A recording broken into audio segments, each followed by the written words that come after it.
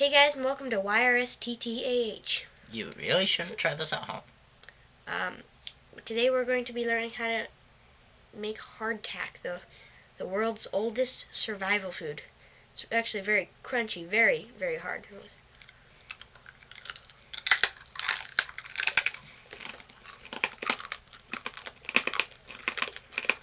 But, this stuff will last. Don't talk with your mouth full.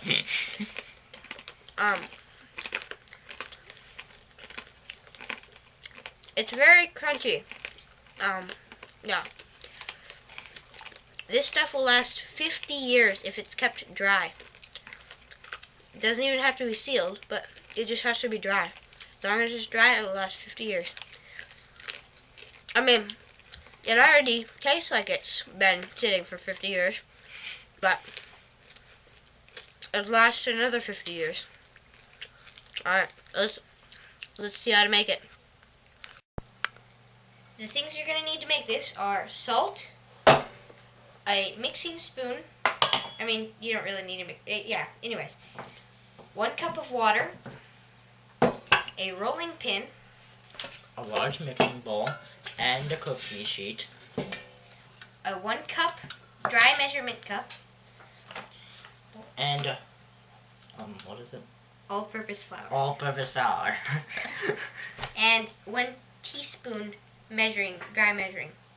So Don't leave it to me to remember something. that's all you need.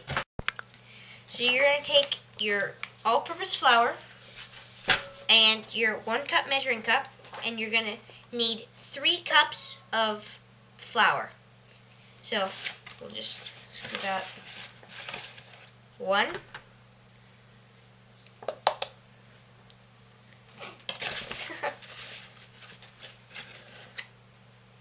2. This is not rocket science. And 3. So next you're going to take your salt and you're going to measure out 2 teaspoons of salt. So we got 1, 2. And you're going to mix that in real good with your mixing spoon, because you don't want to be eating this stuff and then hit like a huge clump of salt. That'd be nasty. And So after you got that all mixed in, you're going to take your 1 cup water and dump it in. After you dump it in, you start mixing it.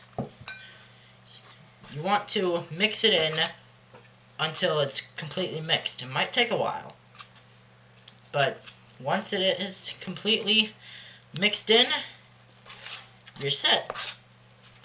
okay, so once you have mixed it up a lot, it'll be this dough, like a really dry dough, and it can take like close to 15 minutes to mix up, but you really want to get all the flour stirred in. And so once you got that, you put it on your cookie sheet, and this is where you use your rolling pin, and you just want to roll it out, and it might take a little while to roll it out, because this stuff, once you roll it out, it likes to stick back in, Close back into the center. yeah, it doesn't like to roll out, so it'll take a little while to roll out, but once you get it rolled out, then you can start cutting it up into little squares. So yep. So once you get it all rolled out, you're going to take a knife and a fork. You're not going to need the fork right this second, but in a minute. And so you're going to cut the ends. You're not going to be able to, you're going to have to re-roll later. But so you're going to cut all the dough into small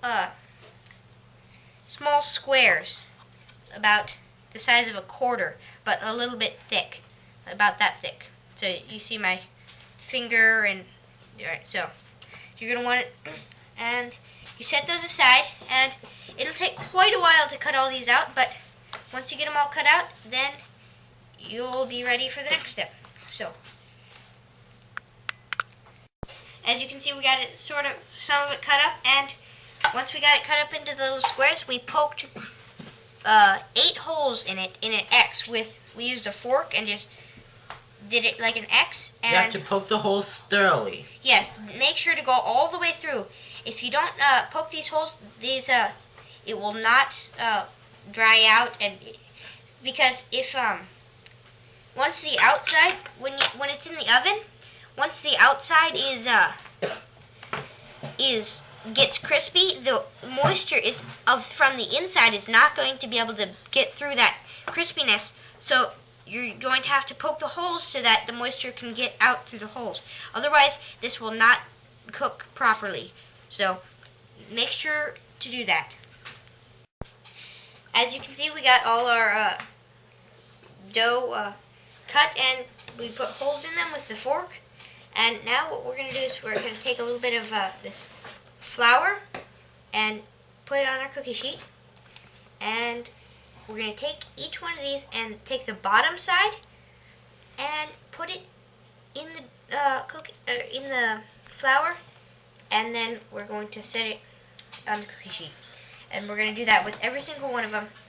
And the reason being is because if we don't do it, then when they're all done and cooked, they're going to stick to the pan like crazy, and it's just going to be a pain to get off.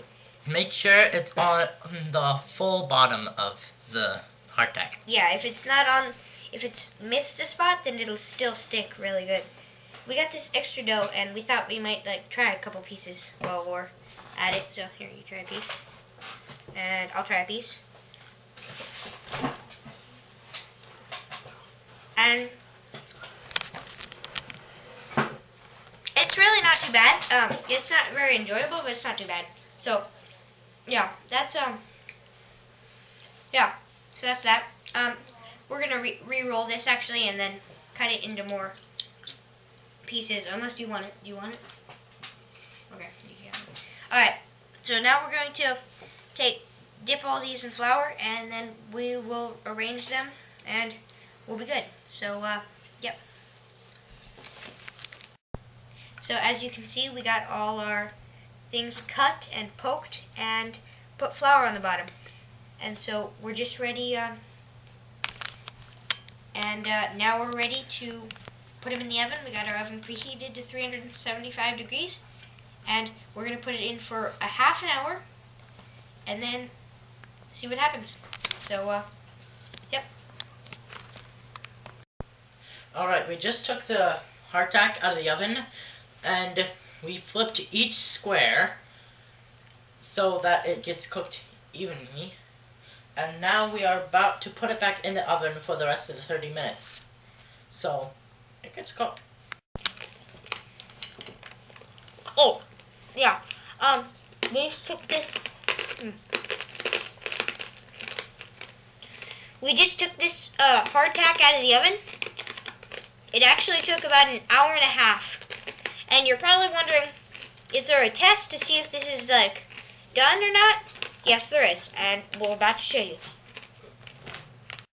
So the test for this is I'm actually going to put it in a vise and hammer it with a hammer. So I got the vise here, and I'm going to tighten it up on this thing. And actually, you don't really need a hammer. I mean, you can do this either with a vise or a hammer. And when you tighten it up on the thing, it should crackle, and it shouldn't be mushy at all on the inside. It should be crispy and yeah, and hard. So so that's it with the test, and yeah. Well, I hope you guys enjoy your crispy snack, and please like and subscribe and comment below. Thank you for watching YRSTTAH. Don't forget to stay tuned for our bloopers section. Bye. Bye.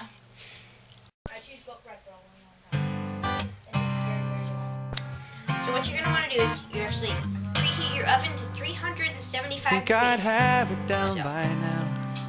Been practicing for you're gonna have to 30 stop it right after I say years. that.